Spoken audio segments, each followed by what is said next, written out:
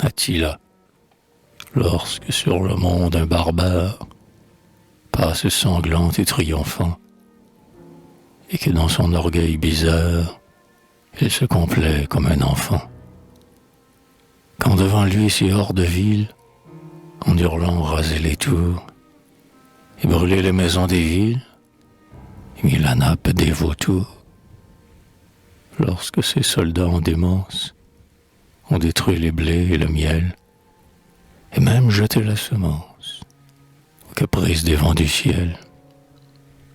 Quand le ravageur fraternise avec la peste et l'aquilon, lorsqu'il dit « ce peuple agonise, et je le tiens sous mon talon », les vieillards et les jeunes femmes mourront, et les enfants aussi, pris dans mes filets et mes trames, parce que je le veux ainsi. Alors, au milieu du dédale, des embûches et des trépas, apparaît devant le vandale un être qu'il n'attendait pas. Cet inconnu dans les fumées se dresse et d'un souffle géant disperse les noirs armées dans les abîmes du néant. Quel est ce passant? On l'ignore.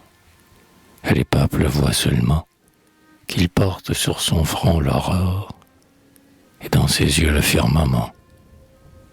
C'est un David à tête blonde, ayant l'enfantine rougeur d'une vierge, et qui de sa fronde va lancer le caillou vengeur. C'est Jeanne, la bonne Lorraine. C'est quelqu'un dont l'éclair en feu respecte la tête sereine et qui vient de la part de Dieu.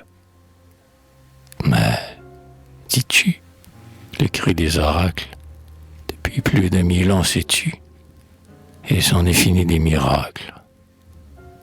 Ô chasseur d'âmes, qu'en sais-tu? Ce Dieu des combats que tu vantes, parfois indigné dans l'azur, pour outiller de ses épouvantes, suscite quelque pâtre obscur.